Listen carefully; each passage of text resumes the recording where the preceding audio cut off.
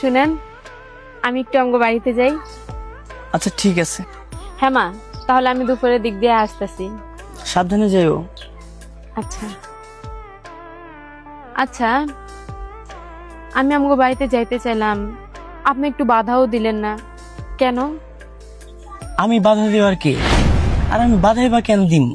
তুমি তোমাকে বাড়িতে যাবা, তোমার আব্বা আম্মার মুখ দেখবা, আর তাকে কাছে যাইতে আমি কেন বাধা দিম? তারপরেও প্রত্যেকটা সংসারে প্রত্যেকটা স্বামী তাকে বউ যদি বাপের বাড়ি যাইতে চায় তাহলে তারপরে বাধা দেয়।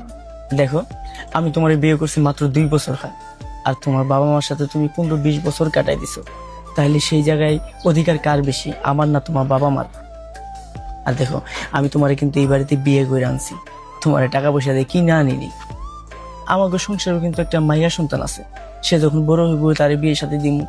তার শ্বশুর বাড়ি থেকে তার জামাই যদি আমাকে বাড়িতে আসতে বাধা দেয়, আর এই কথাগুলো যদি আমরা শুনি, শোনার পর আমাকে কতটা খারাপ লাগবো। আর এখানে দাঁড়ায় দাঁড়ায় সময় নষ্ট করো না, সাবধানে যাইবা, আর গিয়া পৌঁছায় আমার কিন্তু কল দিবা। আচ্ছা ঠিক আছে, আমি তাহলে এখন যাই। আর হ্যাঁ, আপনি কিন্তু আবার আনতে যাইবেন। আচ্ছা ঠিক আছে, আর হ্যাঁ, সাবধানে যাইও। হ্যাঁ।